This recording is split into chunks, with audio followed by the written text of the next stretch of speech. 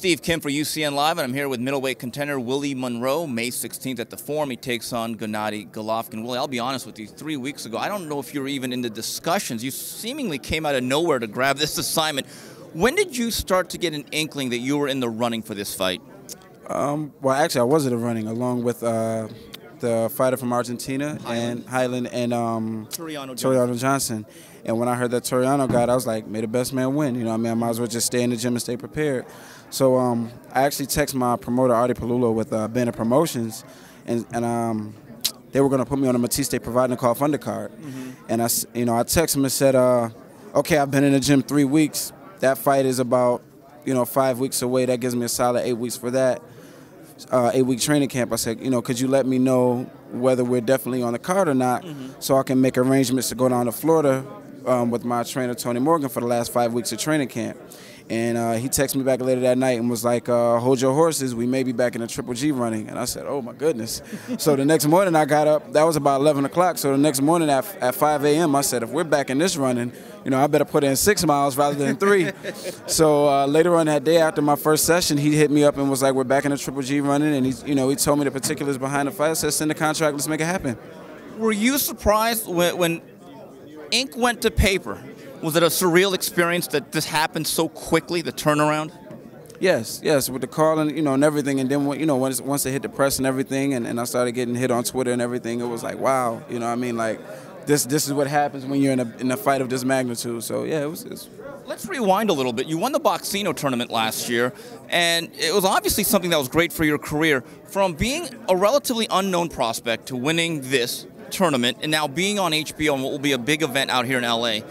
Has it been a surreal experience how quickly this has all taken place? Yes and no, because I've always believed in my abilities as a fighter, and I always believed that I could be one of the best in the world. And when the loss happened back in 2011, I felt like I was stagnant. I was off a year and a half. So this is definitely made up for that year and a half that I missed out on. So it almost like it breaks even. What's interesting? They wanted to fight you because you're a southpaw and you're slick, which I find interesting. Most managers and fighters stay away from guys like you. Are you surprised that they openly wanted to fight a guy of your nature?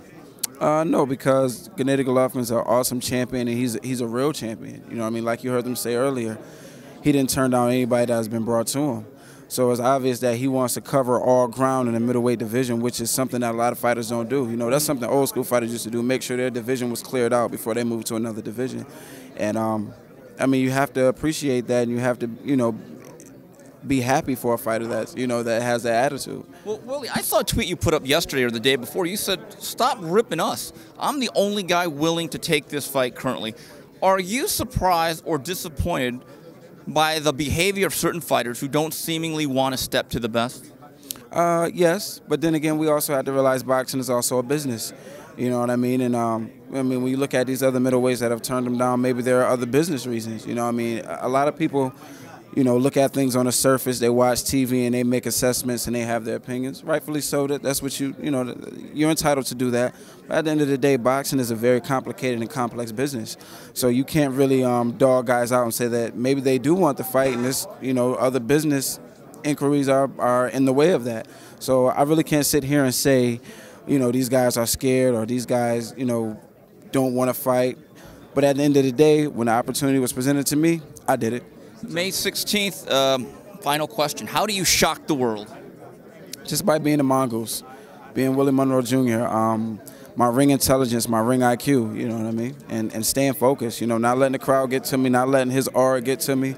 One thing people have to realize is, fighters of this nature, in every era of boxing, we've had fighters with an aura. You had Sonny Liston, you had Mike Tyson, you get to... Yeah, even Roy Jones, my favorite fighter. So you think guys are defeated before they ever step into the ring?